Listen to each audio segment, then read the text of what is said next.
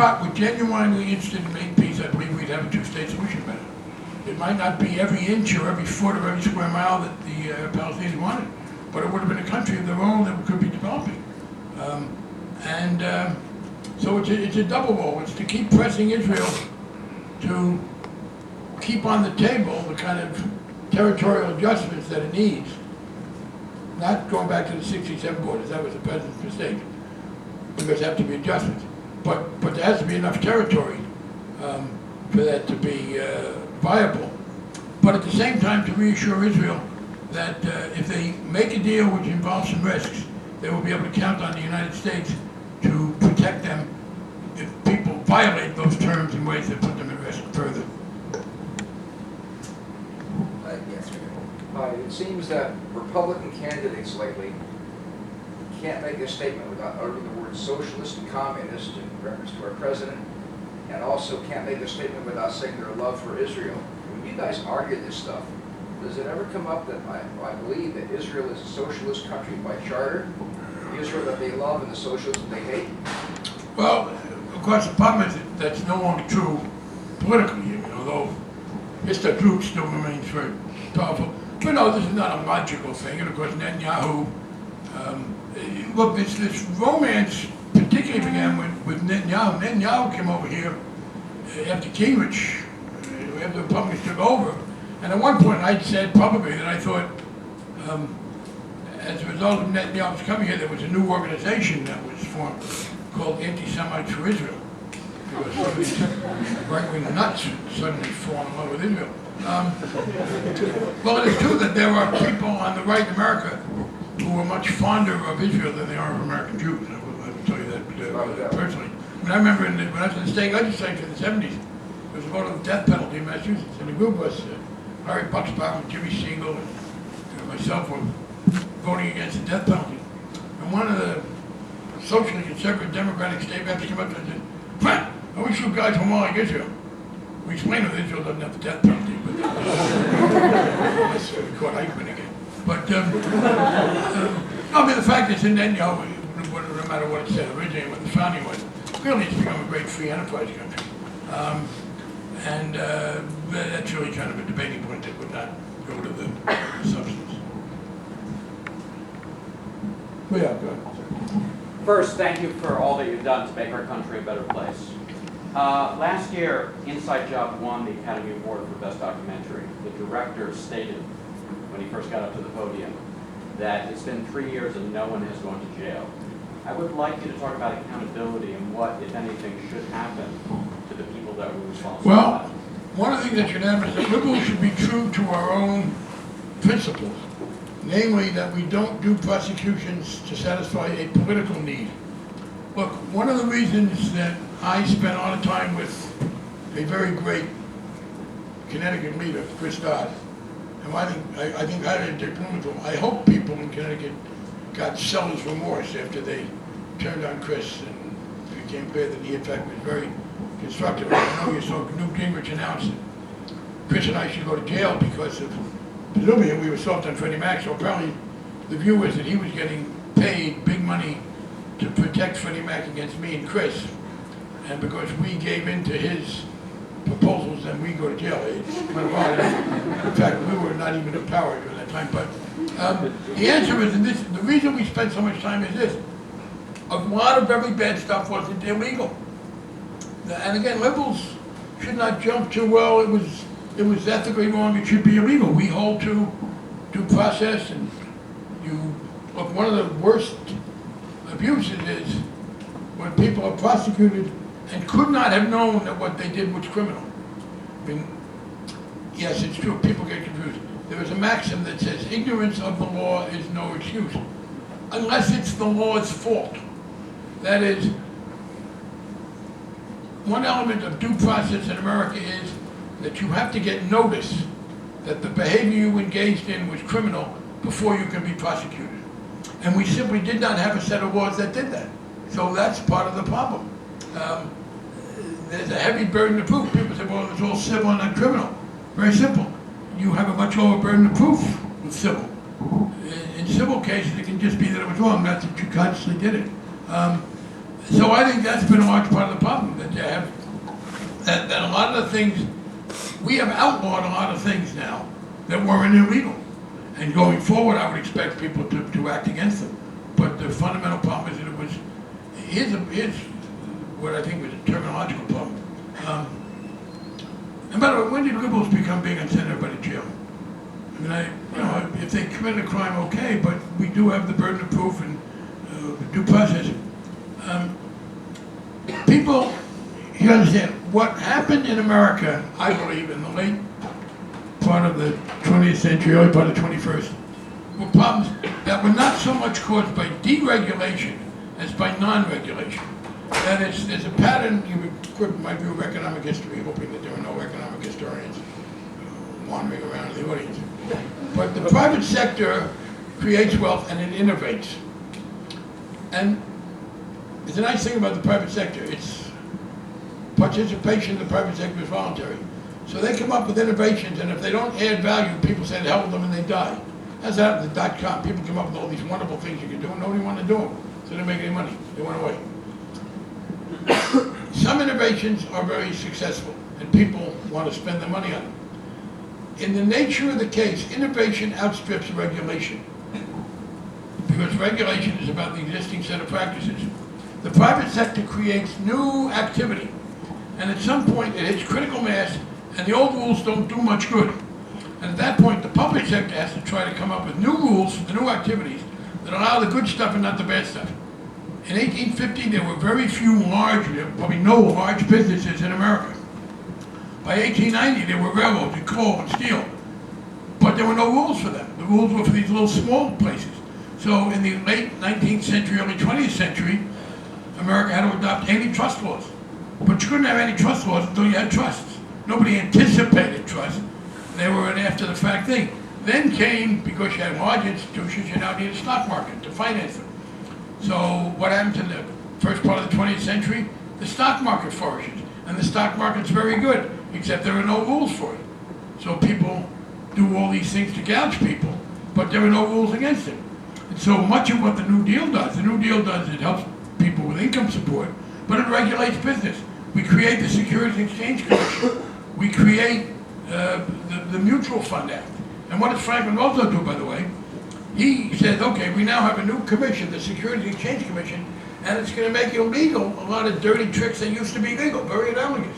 What the SEC laws did was to make illegal things that have been legal. And in fact, Franklin Roosevelt then appointed to be the first head of the SEC a man who knew what all the dirty tricks were because he had been using them himself. And under the theory of it takes one to know one, Franklin Roosevelt reached in and took one of the worst manipulators of the securities industry. Want to tell him who it was? Joseph P. Kennedy, the father of President Kennedy. He was the great stock market manipulator when it was legal. And he got appointed head of the SEC, and he said, hey guys, you can't do that stuff anymore. And I know, because I used to do it. Well, then that holds. We regulate mutual funds, we regulate securities. And then new things come up, derivatives, there's there's information technology. So by the 90s, there were all these new things coming on, securitization of mortgages, credit default swaps. I gotta tell you, I never got into Congress to want to deal with this shit. It became my responsibility, chairman of the committee, and I have a songbook. When I retire, it'll be another 10 months, and one of the songs I'm going to sing, I don't know if you know your folk song history, but I've adapted one. Ain't going to study derivatives no more. That's my attention. But what we had to do in 2009, 2010 was to come up with new rules, just as you needed antitrust when you had big companies that you hadn't had before. Just when you had the Securities and Exchange Commission and the Investment Company Act and other things, because you didn't have any rules about the stock market. We had new things, collateralized debt obligations and securitization. We had to come up with rules to contain them. But the problem was, look, it's like saying, well, in the 1870s and 1880s, how come nobody went to jail for monopolistic behavior? Because these things weren't illegal until they passed the Sherman Act in 1895. So that's the basic answer. These things will be tougher in the future. Sorry, too long an answer. Yeah. So when you announced that you wouldn't be running for another term after your current one, you said with admirable candor that part of the reason was that redistricting would make it harder for you to win.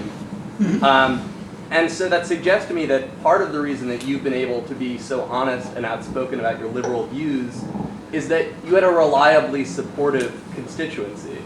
So how do you deal with your fellow Democratic legislators who can't rely on their constituency to be so reliably supportive and who have to pander to a more conservative No, electorate? it's a very fair question, and I will tell you, and I'll differ with you just a little bit, but essentially that's right. I have to say to people enough. Look, you can't be for democracy but then object to it happening. And I've had people say to me, well, we were very upset because Congress decided that politically. I have a fundamental rule for you. If you don't want a decision to be made politically, do not ask 535 politicians to make it. That's who we are.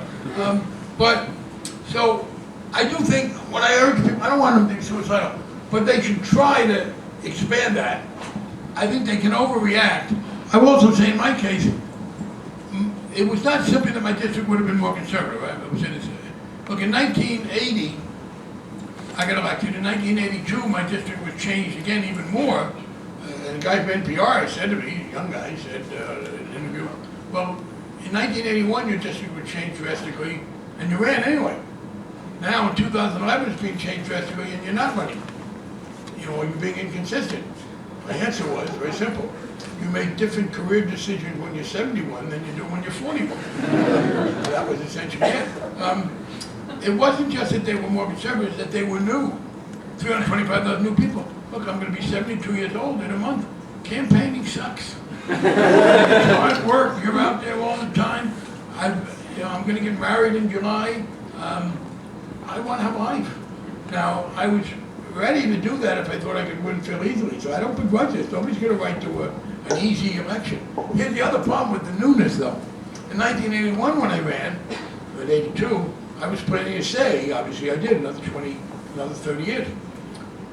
I had already decided that the next term was going to be my last term. I'll be 74. Too many people in my business stay there when they're too old, shouldn't be there anymore. And you're just not the same person, and you shouldn't stick around. But I would be running with 325,000 new constituents, 650,000 existing ones, it's a total of 950,000 people to deal with. And I would go to these new people and say, by the way, one of the things I'm very good at, which is, I will tell you the truth, I'm good at helping you with your constituency problems.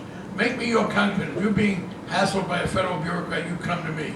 If you've got this, I'll help you for 2 years. Well, most of those problems, many of them can't get resolved in 2 years. So I would have had a hard time telling people that. But I will also concede your basic point.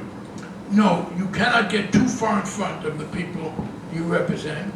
And what you can do, you maybe I'll do it on one or two. I have found this.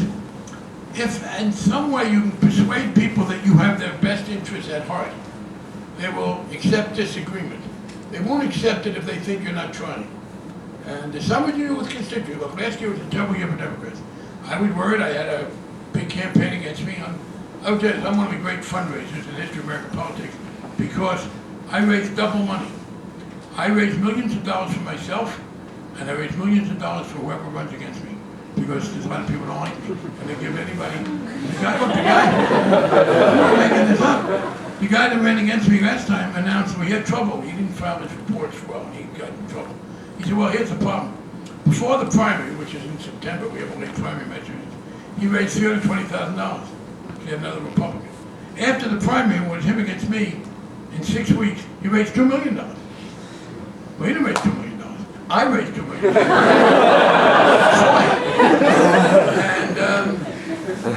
But so it was a tough year. I still won by 11%, and I won in part because people hated Congress. They were angry, and I was in the leadership position, so I got a lot of that upset. But I got enough votes from people on whose behalf I had done constituent service and who I had persuaded I'd be helpful. So there were things you can do to diminish that. But on the whole, I will give you one last one.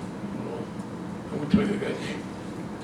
But in 2009, we had a freshman Democrat, since been reelected, from a more conservative district than mine. And there was some stupid thing the Republicans had put up. Really silly. Maybe it was 2006. And because they controlled the House, they would put these things up. And I was voting against it because it was just dumb and offensive, but it was popular. It didn't do a whole lot. I'm gonna vote against this. I said, no, you shouldn't. It's gonna hurt you politically. It's got a tough district. He said, well, you're voting against it. I said, I understand that, but I got a different district than you. And he said, because I just become chairman of the committee because we had a majority. He said, well, if I vote for that, I'm gonna feel like an asshole. I said, okay, but let me tell you something. I appreciate that because your being willing to feel like an asshole makes me feel like a chairman. So, in other words, I want you to vote for that and win so I can be the chairman. And I would accept, don't vote the way I vote, I have a different district than you. There are things you can do to diminish that, but fundamentally that's a constraint that people have to respect, and that's democracy. It's under 2 After the hard fight we had against the Dodd-Frank legislation, we're now in the process of creating regulations that will enforce that legislation. And there's been a lot of controversy about that because of the fact that certain interests, which have a lot of money, Right. have the distinct advantage of lobbying to get the regulations, shall we say, their effect lessened, and not going to the intent of the original legislation. My question to you is, what, if anything, can we, the public, or can you? That's a good question. First, some of the critics have exaggerated. In fairness to the Obama administration, in most cases, the people recognized the people were for it, and they are trying to do the right thing. We did have one problem